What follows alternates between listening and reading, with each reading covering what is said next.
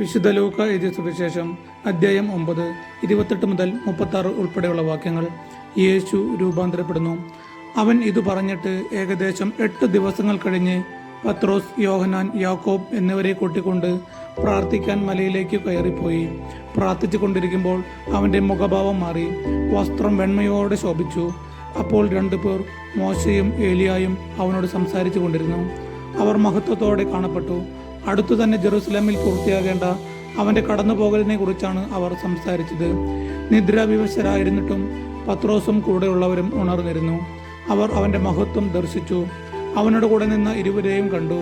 അവർ പിരിഞ്ഞു പോകുമ്പോൾ പത്രോസ് യേശുവിനോട് പറഞ്ഞു, ഗുരു, നാം ഇവിടെ ആയിരിക്കുന്നത് നല്ലതാണ്. ഞങ്ങൾ 3 കൂടാരങ്ങൾ ഉണ്ടാക്കാം. ഒന്ന് നിനക്ക്, ഒന്ന് മോശയ്ക്ക്, ഒന്ന് ഏലിയായ്ക്ക്. താൻ എന്താണ് പറയുന്നതെന്ന് അവന് തന്നെ നിശ്ചയമില്ലായിരുന്നു. അവൻ ഇത് പറയുമ്പോൾ ഒരു മേഘം വന്ന് അവരെ ആവരണം ചെയ്തു. അവർ മേഘത്തിനുള്ളിലായപ്പോൾ ശിഷ്യന്മാർ ഭയപ്പെട്ടു. അപ്പോൾ മേഘത്തിൽ നിന്ന് ഒരു സ്വരം കേട്ടു, ഇവൻ എൻ്റെ പ്രിയപുത്രൻ, എൻ്റെ തിരഞ്ഞെടുക്കപ്പെട്ടവൻ, ഇവൻ്റെ വാക്കു ശ്രവിക്കുവിൻ. സ്വരം നിലച്ചപ്പോൾ യേശു മാത്രം കാണപ്പെട്ടു. ശിഷ്യന്മാർ മൗനം അവലംബിച്ചു. തങ്ങൾ കണ്ടതൊന്നും ആ ദിവസങ്ങളിൽ അവർ ആരോടും പറഞ്ഞില്ല. നമ്മുടെ കർത്താവായ യേശു മിശിഹായ്ക്ക് സ്തുതി.